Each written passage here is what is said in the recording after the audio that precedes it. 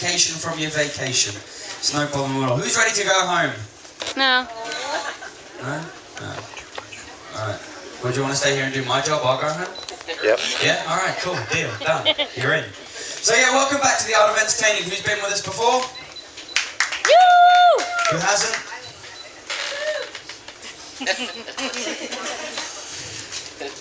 You missed out. You know, I'm not even gonna tell you what we've done before. You missed out. It was great though.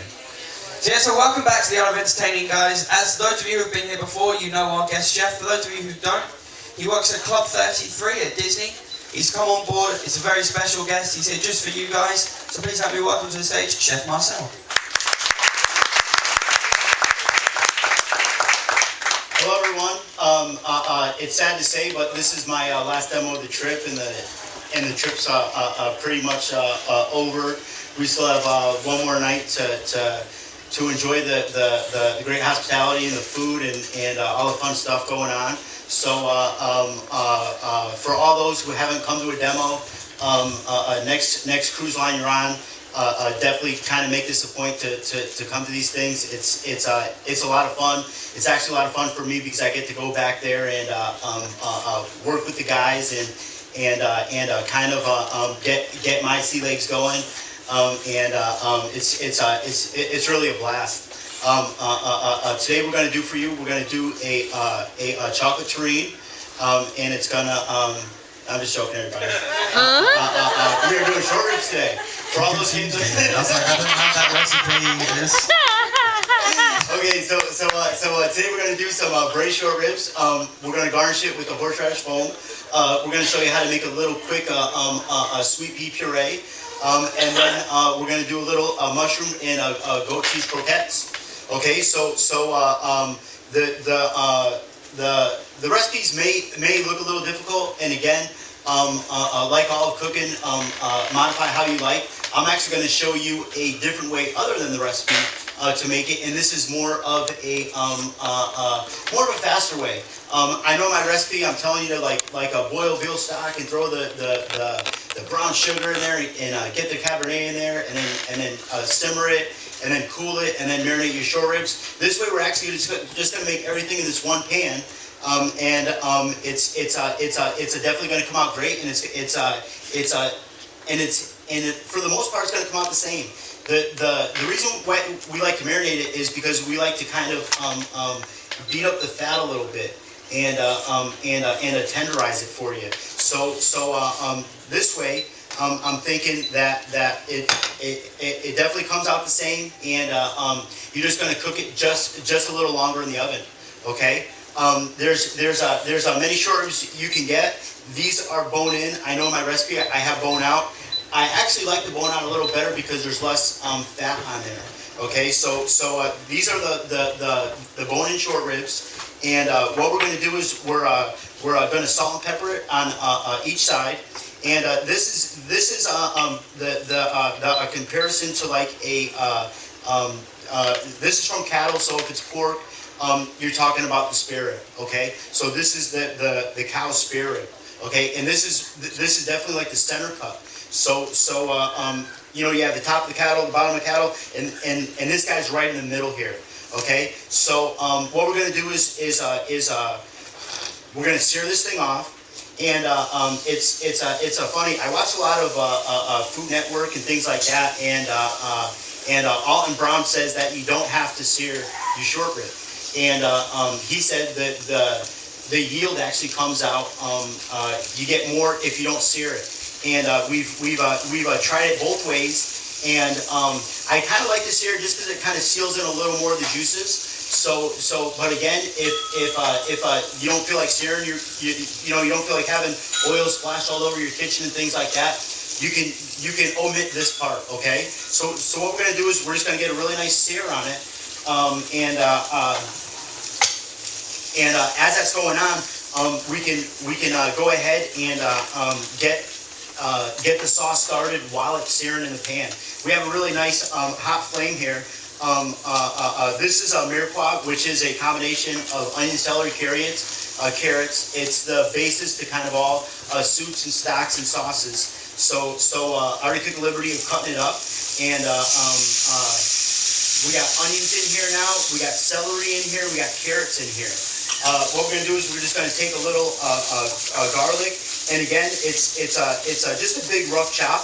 I think if you break it down too much, it kind of gets lost in translation, and you don't get the bite of it. If you keep it nice and big, it actually roasts with all the other vegetables. We're looking like it's ready to sear on one side. Yep, we got a nice brown sear on it. We're just gonna go ahead and flip that over. Now is the time for the tomato paste. What the tomato paste is going to do to this dish, it's going to make it a little more heartier, and plus it's going to thicken your sauce for you. So it's a natural thickener, and what we're going to do is, you kind of see everything's roasted in here. We're going to put it in the pan, and kitchen terminology, we would call this pince. And basically what it is we are caramelizing our tomato paste, and this is going to ensure that it's going to act as a thickener. You know, if you just throw it in there, it's not going to activate as well. Can you smell that? Oh, it smells amazing. So we have all that in there. The next thing we're going to do is we're going to put a little brown sugar. I like the brown sugar. It's not going to make the tomato paste as tart, and it's also going to add a little sweetness in there. Okay, we got the brown sugar there. Definitely, we're going to need some. You know what? And I actually don't have the key ingredient, which is a little water in there. A little water really builds it up. You can use veal stock. If you don't want to use veal stock, then use that veal base. Okay. Here we're going to put in our Cabernet Sauvignon. Okay. And again, when you're cooking with red wine, you know, you don't want to throw out like you don't want to throw out the big guns, but yet you don't want to throw out the really cheap stuff either. You know, if it's drinkable, use it, you know. Okay, so you can already see it's kind of thickening up really well. We're going to put a little of the veal base. I think this is what you know. It's what I use at home because I'm not going to sit there for 24 hours and make a veal stock on my home stove. So we have some veal base in there right now. This is where the water comes in. We're going to add like a teaspoon of veal base to about 2 cups of water, and now that's all in there. Now it's time for the fun stuff. We have all the herbs. We got a couple bay leaves. It's just really going to bring out the aromatics and the scent around the house. Dry thyme. I really like, but only in certain applications. I wouldn't put it in like a soup that takes like 25 minutes to cook, but I definitely put it in something that's gonna roast for 2 hours. Okay, so we have the dry thyme in there.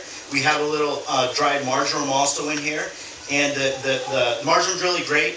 It's very comparable to oregano. It just isn't as bold, and that's kind of what we want. You know, we don't want any flavors overpowering each other. You know, we want everything like a really nice blend to it. Okay, so we have this in here, and with the water, we're gonna almost cover that up. Okay, and now what we're gonna do is we're just gonna take some tin foil, and we're gonna cover this guy up, and then we're gonna pop this in the oven. Okay. Yes. So you'd add water to that to almost cover it, right? Correct. Yeah, if you have 2 cups of water in here right now, it would perfectly cover your dish. What it is we're going to be slow braising it, and while we're slow braising it, even with the cover, if we didn't have a cover, the evaporation would happen so fast that you're going to be left with no liquid. Now that we have the cover, the evaporation is going to hit the top of the foil, go back down, and it's going to stay in our dish. So we're going to lose only about 10% with our foil. So as long as you have your short ribs covered to begin with, you'll be totally fine. Okay, so this guy's going in here, and I'm gonna put it in my emerald oven. Right, he has the ovens down below that aren't on, and that's what I'm doing right there. Perfect. Go ahead. Another question over here. Oh, you guys just waving to your friend. Oh, question. Go ahead.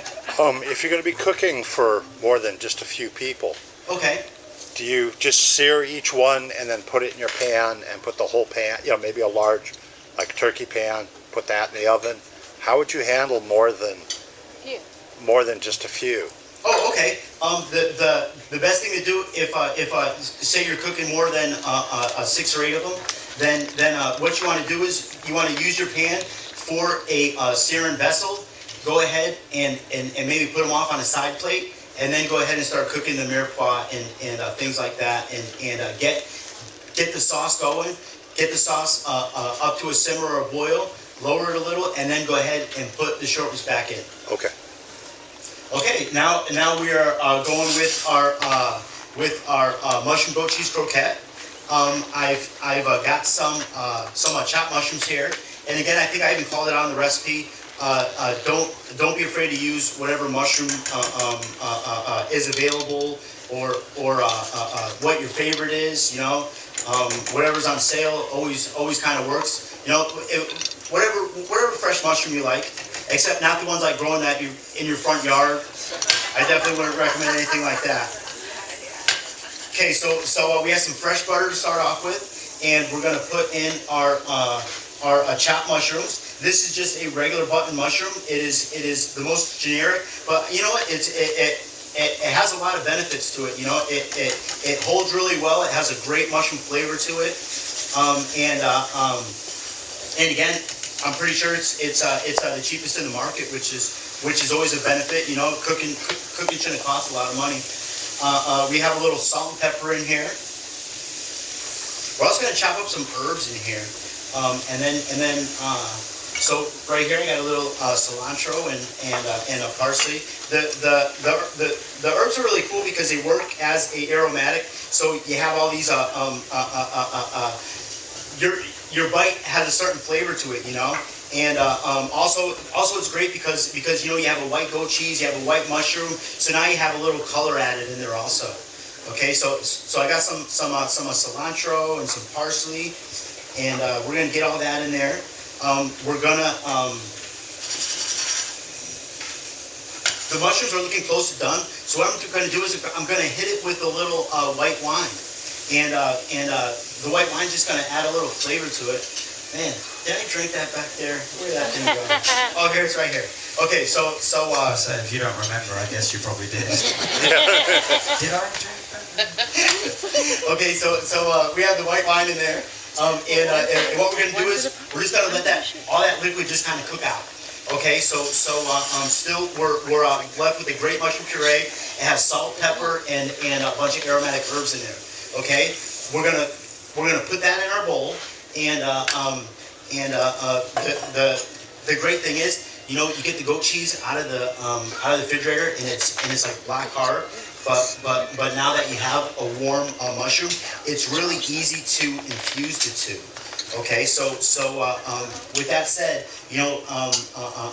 kind of work a little fast and get the goat cheese in there. So you don't have to do anything different with the goat cheese. You know how sometimes you got to put it in the blender to kind of soften it up. If you have a warm mushroom, then you can omit that step and then save time cleaning later too. So we have the mushrooms in the bowl now. We have the goat cheese. Any goat cheeses do. They sell a bunch of them. Like at Trader Joe's and Henry Market. Things like that. Whatever one you like. Some are a little more milder. Some have a nutty flavor to them. So if you've gotten it in the past and it's a good product, then stick with it. We're mixing this up now, and it's binding really well. Let's see if see it's all right there. Okay, and what we're going to do with this is we're going to make little patties. And these patties are called croquettes. And with the croquette, it's a really any design or shape you like. So if you know you have maybe like a round product going on the plate, maybe you want to make a tubular shape or a square shape or a triangle shape. The great thing is that whatever shape you put it in, it's going to stay that way for you. Okay. Today we did little balls. Okay. And what we're going to do is we're just going to kind of roll them up. Okay. And then flatten them out. Okay. Now I would recommend once you have this little guy, maybe put it on a plate with some plastic wrap on top and kind of put it in there and just let it set in your refrigerator for about 5 to 10 minutes. Just because we're going to be putting it through flour, putting it through egg, putting it through breadcrumb, and we really want it to hold its shape. Okay, so I'm gonna go out and, on a limb and do this and see if we can keep the shape. Would you mind grabbing me that plate, Nick? Yeah, perfect. And getting right on here. See, I don't want to start with my goat cheese hands and start making a mess all over the place. So this is when you call your husband in from watching football and tell him to get over there, or call the wife from working on the yard. Okay, so we got the flour in there. Okay, we're gonna pop it in the egg. And if anybody's been to the demo, I think the very first demo, we worked with the same breading procedure, and I think that's why it's called a standard breading procedure, because it's used all around the world. And it's perfect. You know, you put it in the flour. Now the egg is going to bind to the flour. Now the breadcrumb is going to bind to the egg. Okay, so we have this now, and now it's a great little patty. And again, you can always shape and mold however you like. We're gonna heat up our pan again, and we're just gonna go ahead and cook it off. Okay, when you cook this off, you saw I used butter for the mushroom. When we cook it off, we're actually going to use oil, and that's just to kind of stay safe, because the butter with the milk solids in it, it's really just gonna probably burn before it cooks. With the oil, you're definitely not in danger of that. Plus, depending on how golden brown you want, that's the level of oil you're going to use. Okay, so we're going to cook that guy, and then we're going to show you.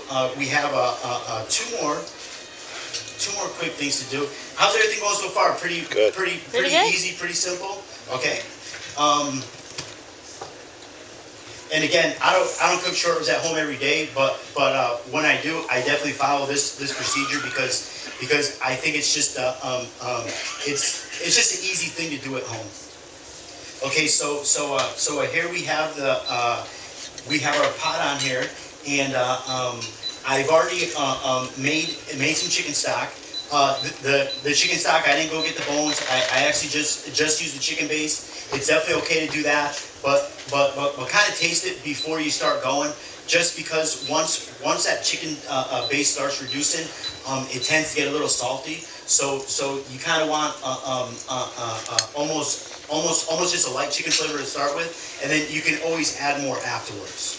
Okay, this guy's cooking really well.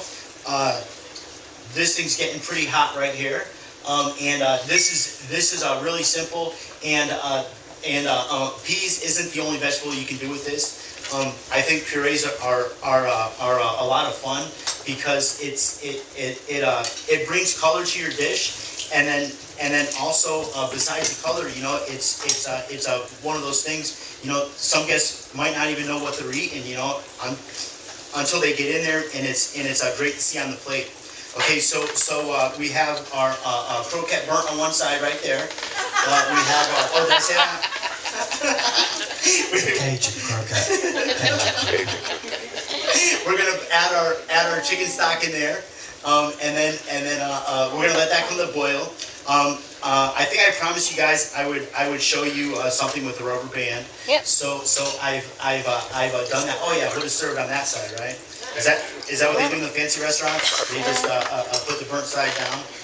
Okay, yeah, I promised you guys I would show you something that I did with the rubber band. So I definitely did the same technique today. So Basically, if you don't have like a strainer at home, well, actually for this recipe, it would take a fine strainer. You know, in the kitchen we call it a chinoise, and I'm just going to show you how to make a strainer without going out and buying anything. So you just got your normal bowl at home. Everybody's paper towels at their house. We're going to put that on top. We're going to take my favorite thing in the world, the rubber band. Well, besides my wife, sorry, the rubber band. Okay, and we're just going to make like a little catch. Okay, and then see with the prepared horseradish, when you're making the foam, you don't want the liquid from the horseradish, but you really want that hearty puree. So what this is going to do is we're going to put this on top. Okay.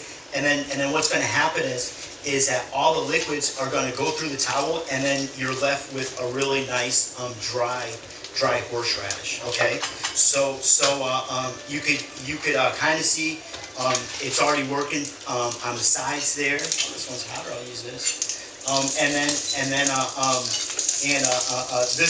This is going to be perfect for what we need it for. Okay, so I'm just going to leave that off to the side. If you're not using like those bounty towels or something like that, you know, the thick ones, just go ahead and double it up. You know, so before you put it in there, double it up, and it will be just as fine. Okay, so now we have the peas in there, and with the peas, you know, peas cook really fast. You know, like 1 to 2 minutes. If you're using the frozen peas, it's definitely also okay to heat up your chicken stock, and then put the frozen peas in your blender, and then just put the hot chicken stock in there. You know, and then always don't forget the pulse when you have a hot liquid in your blender, or it's just going to kind of splash out at you. Okay, so now we have our peas in there. We're going to flavor it with a little coriander. And again, this is part of the parsley family, and I kind of like doing the dish where flavors match and mold each other. So we had the cilantro in our croquette, so now we have the coriander in our puree. Okay, and this is going to be our sauce today. You can also you can also use the sauce from the short rib also. So you know, you could have. There's like tons of weapons at your disposal. Maybe you want to use the sauce. You want to grill up some steaks later. Reserve the sauce, you know, and use it the next night for one of your steaks. Okay. So oh wow, it's been about 2 hours. The short ribs are nice and cooked right there. Disney Doesn't time fly when you're having fun. Disney magic. We're gonna get this in the blender. And then we're just gonna go ahead and quickly puree it. And then this is the result of the puree. You know, if you're doing a large amount and you really want to keep that nice green bright color, then what I recommend is getting another bowl with some ice, and actually put this on top of the ice, and kind of stir it around, and get it really cold really fast. You can always heat it up later for service, but you never want to lose that bright green color off the bat. Okay, so so now we have our horseradish, and we've actually already made this, and basically all I'm doing is you can see all of the towel, all the moisture's gone through. You can hear a little liquid in the bottom. You know, this is when you know you got it right. You know, so we have the horseradish there. I think I used my plate already. I did use my plate, or Nick used my plate. Yeah, it's all my fault. Okay, so we have the plate, yeah, we're just gonna put a little puree in the bottom there. You know, kind of zip it around with your spoon. We got the croquette right there. Short ribs, if you want to take out the bone, go ahead and take out the bone. Serve it with the bone. You know, people like chewing on it and stuff like that. You got the short rib right there. And then we're just going to finish it off with a little of the horseradish foam.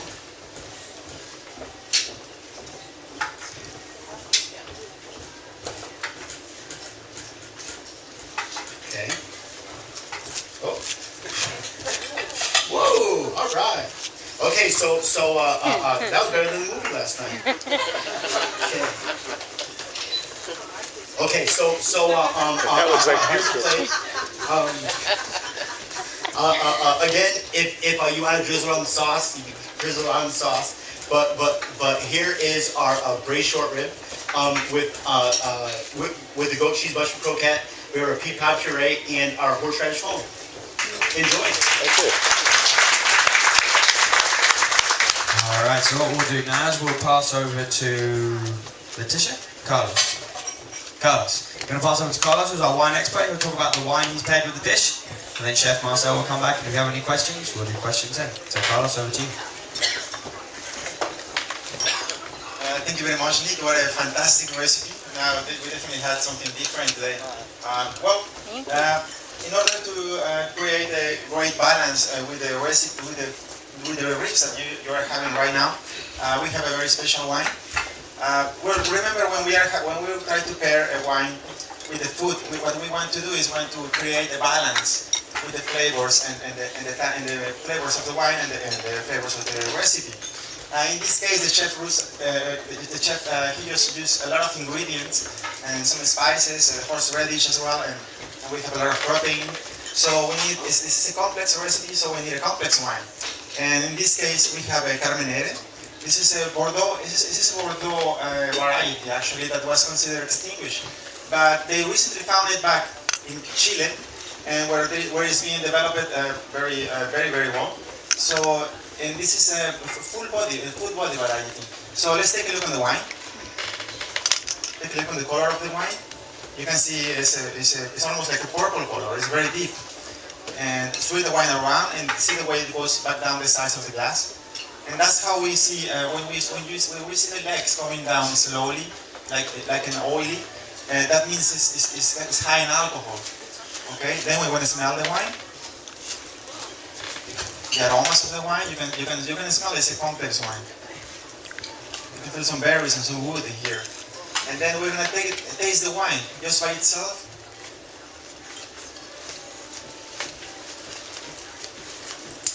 And now you can taste it together with the ribs that you have.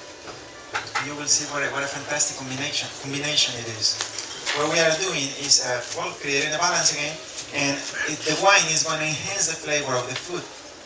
That's what we always want to do. We want to enhance the flavor of the food. If you have these ribs just with a soda, you're spoiling the recipe, right? So what we want to do is enhance the flavor. That's why we have some very good wine, a Carmenere. And this wine is Natura Carmenere 2009 from Valle de Colchagua, Chile. And it's available on the wine list. My name is Carlos. I'm working here together with Letitia. We're part of the wine team. And thank you very much. It's been a pleasure. Thank you very much, Carlos. So now we pass over to you guys. If you have any questions for Chef Marcel, please feel free to ask. Or not. Yes.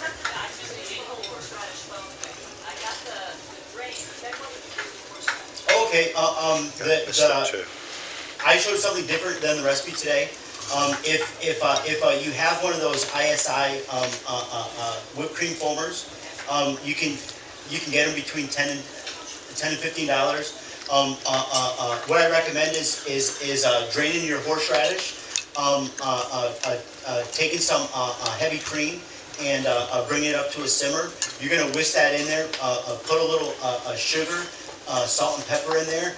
And actually fill up that foam probably about 3/4 of a way, because you're going to ignite it with a CO2 cartridge, and then that's your foam. If you don't have that foamer, go ahead and whip yourself up some whipped cream, and just kind of with the rubber spatula, just kind of fold it in there.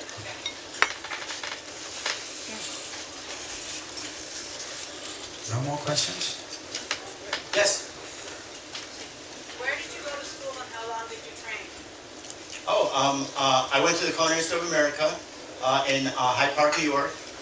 It is a 2-year learning experience, and I started off in a family-owned restaurant. So I've worked there. I worked in places in Connecticut, and after school I moved out here, and I trained at the Pacific Club in Newport Beach. From there I moved on to Zoe's Bistro, and then from there I started with the Disney Company back in 2000. I started over at a Granville Steakhouse when Wolfgang Puck sold Avalon Cove. I was the reopening chef to that, and then I landed at Club 33, and I've been there probably about almost 9 years now. Wow. So how long have you been a chef in total? I don't know. I don't like to throw around that term. You know, I mean, whenever I feel a chef is someone that can lead a brigade and take the responsibility of it all, and come up with the menus and all the fun paperwork that goes along. So I guess I've been doing it for a while.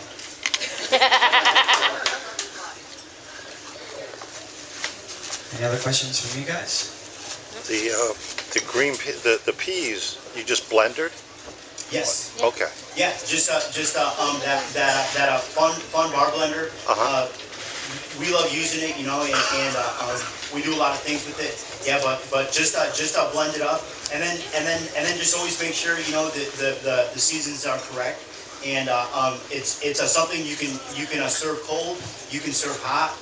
I've made English pea sorbet with it, you know. So just you can have a lot of fun with it, and just keep it that nice bright color. If you feel it's too hot and it's losing color, just throw it under that bowl tie. Oh, okay. I have a question then. Do you have a signature dish that is that you sort of do quite a lot? Yes and no. I have a certain style of doing things, and I guess a lot of my funnest dishes are ones that are kind of created right there on the spot. We might have a guest come in, and I'll go out to the table and ask them what their likes and dislikes are, and then I'll just go back there and start working. So I think that's the funnest part about my job. Yes. At Club 33, pardon me. Do you plan your menus way ahead, or do you? It sounds like you just said you come out and you will sometimes even just custom cook something for somebody. Yes. We change our menu seasonally.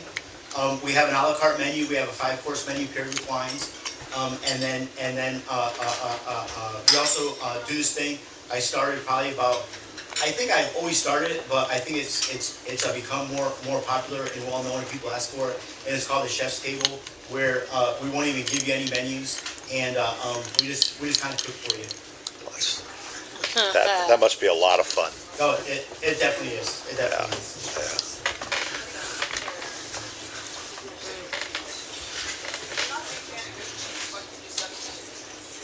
A traditional croquette is pureed potato. So you can definitely do like a potato mushroom. Also, we like to do it the club. It's a half potato puree, and then we cook off risotto, and we blend up the risotto, and then we do like a rice and potato croquette. Wow, that's not what really expected. No more questions? We've got a round of applause for Chef Marcel. Thank you very much, Chef, for joining us. It's been a pleasure for me to have some new dishes being done up here. Thank you guys for joining us. I hope you've enjoyed the art of entertaining.